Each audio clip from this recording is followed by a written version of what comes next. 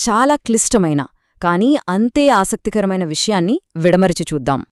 ఈ మొత్తం కథను అర్థం చేసుకోవటానికి మనం ముందుగా ఒకే ఒక్క నంబర్తో మొదలుపెట్టాలి. ఈ అనాలిసిస్ చూడ్డానికి పట్టే సమయం కన్నా తక్కువ టైంలోనే ఇంత పెద్ద మొత్తాన్ని సంపాదించారంటే నమ్మగలరా? అసలిది ఎలా సాధ్యమైంది? అది తెలుసుకోవాలంటే మనం ముందుగా అసలు గొడవేంటో చూడాలి.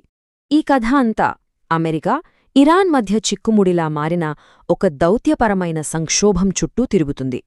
చూడండి, గొడవ తగ్గాలంటే రెండు దేశాలు కొన్ని కండిషన్స్ పెట్టాయి.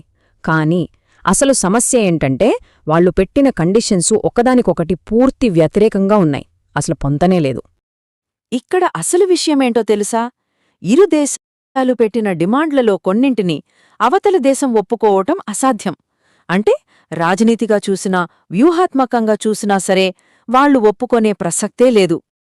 అయితే ఈ గొడవ కేవలం అమెరికా, ఇరాన్ మధ్య మాత్రమే అనుకుంటే మనం పప్పులో కాలేసినట్టే. ఎందుకంటే తెర వెనుక ఉండి ఈ మొత్తం ఆటను నడిపిస్తున్న శక్తులు చాలా ఉన్నాయి. ఉదాహరణకి సౌదీ అరేబియాని తీసుకుందాం. పైకి చూస్తే వాళ్లు శాంతి కావాలంటున్నారు. ఎందుకంటే విజన్ 2030 లాంటి వాళ్ల పెద్ద పెద్ద ఆర్థిక ప్రణాళికలు దెబ్బతినకూడదు కదా. అది పైకి కనిపించే కథ. కాని తెర వెనుక ఏం జరుగుతోందంటే సౌదీ యువరాజు అమెరికాపై ఒత్తిడి తెస్తున్నారట. ఇదే మంచి అవకాశం, ఇరాన్ ప్రభుత్వాన్ని కూల్చేయండి, ఇప్పుడు వెనక్కి తగ్గితే పెద్ద తప్పు చేసినట్టే అని చెప్పినట్టు వార్తలొస్తున్నాయి. ఇక పాకిస్తాన్ విషయానికొస్తే వాళ్లు మధ్యవర్తిలాగా వ్యవహరిస్తున్నారు. కాని నిజానికి వాళ్లు అలా చేయడానికి కారణం వాళ్లను వాళ్లు కాపాడుకోవడానికే. ఎందుకంటే వాళ్ల పరిస్థితి చాలా సున్నితంగా ఉంది. ఒకవైపు ఆయిల్ ధరలు పెరిగితే వాళ్ల ఆర్థిక వ్యవస్థ కుప్పకూలిపోతోంది. మరోవైపు ఇరాన్తో ఏకంగా 1000 కిలోమీటర్ల సరిహద్దుంది. దానికితోడు సౌదీ అరేబియాతో రక్షణ ఒప్పందం ఉంది.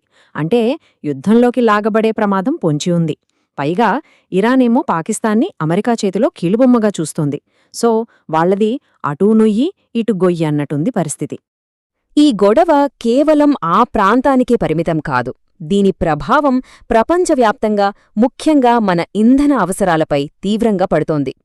20% ప్రపంచంలో సరఫరా అయ్యే మొత్తం ఆయిల్లో 1/5 ఈ హార్ముజ్ జలసంధి నుంచే వెళ్లాలి. ఇప్పుడు అసలు గొడవంతా ఈ చిన్న సముద్ర మార్గం గురించే. ఈ సంఘర్షణ మనలాంటి దేశాలకు, అంటే ముఖ్యంగా చమురు కోసం వేరే దేశాలపై ఆధారపడే దేశాలకు ఒక పెద్ద హెచ్చరిక లాంటిది. ఇప్పటికైనా మనం దిగుమతులపై ఆధారపడటం తగ్గించుకోవాలి అనే విషయాన్ని ఇది స్పష్టం చేస్తోంది. మరి దీనికి పరిష్కారమేంటి? బ్రెజిల్ ఇక్కడ మనకొక మంచి దారి చూపిస్తోంది. వాళ్లు ఇంధనంలో ఇథనాల్ను భారీగా కలుపుతున్నారు. మనం కూడా వాళ్ల బాటలో నడిస్తే మన ఇంధన భద్రతను గణనీయంగా పెంచుకోవచ్చు. సరే, ఇప్పటిదాకా గొడవ గురించి, దాని ప్రభావం గురించి చూశాం. ఇప్పుడు అసలు విషయానికొద్దాం. మొదట్లో మనం చెప్పుకున్న ఆ 840 కోట్ల రూపాయల లాభం వెనుకున్న మిస్టరీ ఏంటో చూద్దాం. జస్ట్ 20 నిమిషాల్లో ఏం జరిగిందో చూడండి. ఉదయం 6:50కి మార్కెట్లో కొన్ని భారీ, చాలా అనుమానాస్పదమైన బెట్టింగ్లు జరిగాయి. S&P 500 ఫ్యూచర్స్ని కొన్నారు, ఆయిల్ ఫ్యూచర్స్ని అమ్మేశారు. సరిగ్గా 15 నిమిషాల తర్వాత ఉదయం 7:05 అమెరికా అధ్యక్షుడు సోషల్ మీడియాలో ఒక పోస్టు పెట్టారు, ఇరాన్తో చర్చలు ఫలవంతంగా జరిగాయి అని. ఆ తర్వాత 5 నిమిషాలకి 7:10 మార్కెట్లు తలకిందులయ్యాయి. స్టాక్స్ అమాంతం పెరిగాయి, ఆయిల్ ధరలు కుప్పకూలాయి. 25 ఏళ్ల అనుభవమున్న ఒక మార్కెట్ ఎక్స్పర్ట్ దీన్ని హైలీ అన్యూజువల్, అంటే చాలా చాలా అసాధారణమని చెప్పారంటే అర్థం చేసుకోండి. ఫలితం ఏంటో తెలుసా? ఆ బెట్టింగ్లు వేసిన వాళ్లకి ఒక్క ఆయిల్ ట్రేడ్ నుంచే $100 మిలియన్, అంటే మన కరెన్సీలో సుమారు 840 కోట్ల రూపాయల లాభమొచ్చింది. సో ఇక్కడ కీలకమైన విషయం ఏంటంటే మార్కెట్ను ప్రభావితం చేసే ఒక ప్రకటన గురించి ఎవరికో ముందే తెలిసి వాళ్లు దాన్నుంచి ఊహకందని లాభం పొందారు. ఇది కథలో మరో పెద్ద ట్విస్ట్. అసలు ఈ యుద్ధానికి బాధ్యుల ఎవరు అని అడిగితే అమెరికా అధ్యక్షుడు తన రక్షణ మంత్రి వైపు వేలు చూపించారు.